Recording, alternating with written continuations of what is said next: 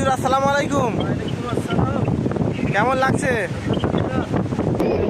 এটা হচ্ছে মেন দীঘা মোহনা। এই যে নদীটা সাগরের সঙ্গে যুক্ত হয়েছে, এটা হচ্ছে দীঘা মোহনা। ওই যে দূরে দেখা যাচ্ছে ওটা হচ্ছে মন্দারমণি, শঙ্করপুর, তাজপুর।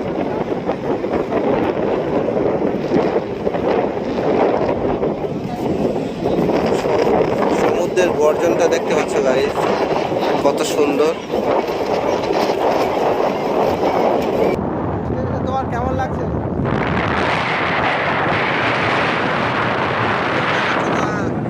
ঠিক আছে, আনন্দ হচ্ছে, খুব আনন্দ হচ্ছে জীবনের পথে এই ঘুরতে এলাম।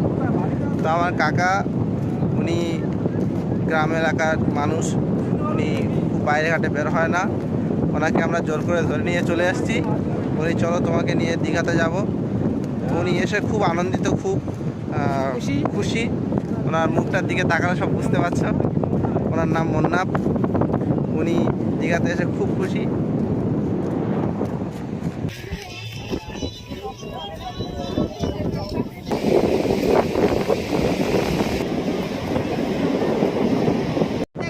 তো আমরা এখন দীঘা মোহনায় আছি। মোহনার অসাধারণ ভিউ আমরা এনজয় করছি। তো সঙ্গে আমাদের হুজুর এসছে। হুজুর আসসালামু আলাইকুম। কেমন লাগছে? ভালো। সঙ্গে দাদা আছে আর কাকা এখন অন্য জায়গাতে ভিডিও করে দেখাতে ব্যস্ত। ও কাকা,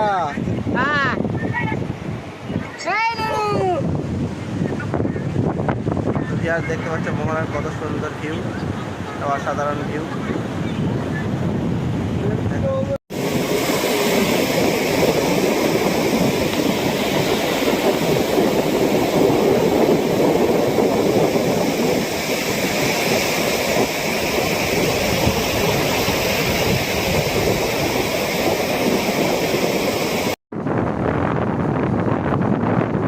গজল আছে, তোমার সৃষ্টি যদি হয় এত সুন্দর না জানি, তাহলে তুমি প্রভু কত সুন্দর।